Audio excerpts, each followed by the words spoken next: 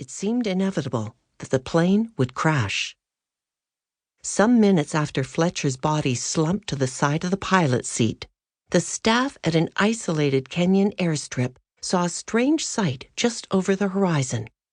It looked as though a plane was preparing to land on their runway.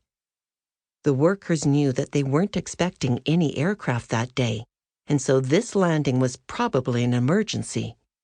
As quickly as they could, they prepared for the possibility of a crash.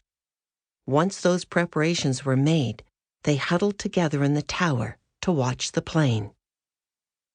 Much to their surprise, the approaching plane flew between two mountain peaks before gently descending onto the waiting ribbon of tarmac. With the exception of a few wobbles, the plane touched down for a perfect three-point landing and then slowly rolled to a stop. The workers in the tower all raced toward the aircraft to congratulate the pilot on an excellent landing on such a difficult airstrip. The first man to reach the plane unlatched and opened its door. Then he froze in complete disbelief. There before him was a child, a little boy who could not even have been old enough to go to school. The child was sitting on the seat beside a dead body slumped to the side. "My dad got sick," little Bobby told the man as he was lifted down from the cockpit. "But who landed the plane?" the man asked.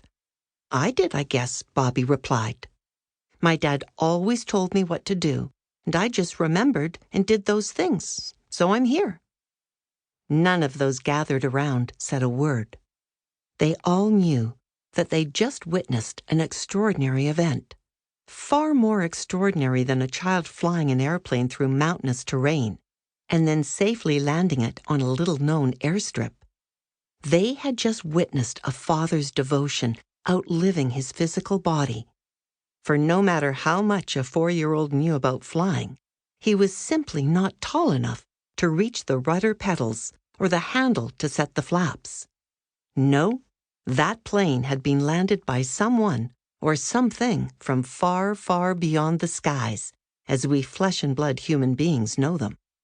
The spirit of Bobby's father landed that plane, while his body lay lifeless on the pilot's seat.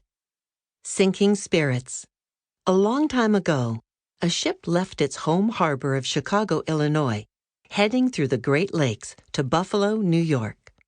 Shortly after the voyage began, a sharp-eyed sailor noticed something wrong with one of the sails way up at the highest point of the ship's topmost mast. The man ran to explain the problem to the captain, who ordered 2 of the crew's youngest sailors to climb the ship's rigging until they reached that highest point and fixed what was broken. No one knows exactly what happened next, but seconds after the young men reached the top of the mast, they fell to the deck. Both sailors died instantly.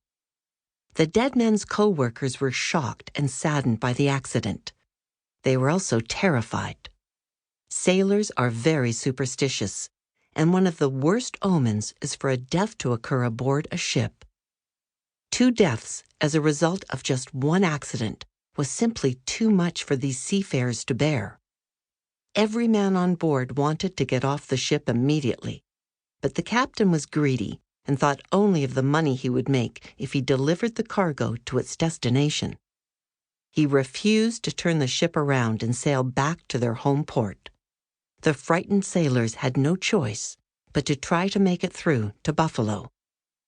By evening, the weather had turned cold, and frigid lake spray washed up on the deck of the ship. These dangerous conditions, and knowing that 2 corpses lay in the ship's hold, were too much for the sailors. They pleaded with the captain to turn the craft around, but he wouldn't hear of it. The stubborn captain knew he had to do something for his men, because it was never a good idea to sail with an unhappy crew. In an attempt to distract them, the man offered the sailors as much food as they wanted throughout the voyage, instead of their usual daily rations.